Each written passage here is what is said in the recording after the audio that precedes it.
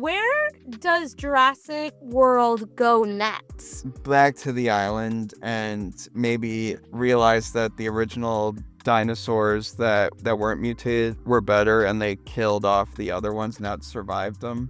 That was so deckband. I thought you were gonna give me like so. Listen, there's been so many different islands with like the Jurassic Park lore and all. There's 5 islands in the book. Is there? Yes. Okay, well, like I'm like losing track of all these islands here. Too many islands. I need to read the book. That's something I gotta do. But I'm wondering where you go because a part of me does like this cast. I think they all did an amazing job.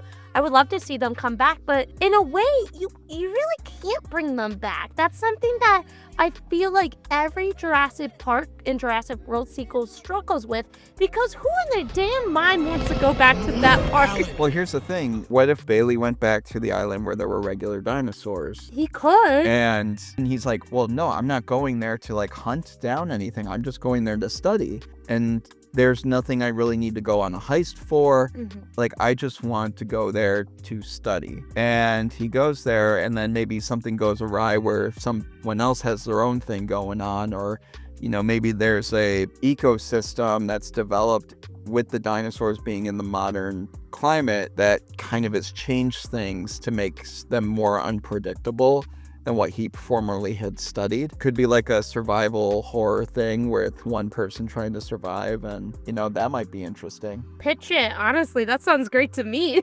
That was really good. Yeah, I don't know. Universal, you listening? I liked how this was its own thing. Jurassic World Rebirth felt like its own thing. I don't want them to go back and be like, Dr. Henry Wu, and he's on the island. I like the idea of keeping it separate in a way. That makes sense. I don't know. It's just there's so many. It used to be so simple where like dinos on island, go to island, fight dinos, dino bad, man can't control nature. And then you Jeff Goldblum the heck out of there.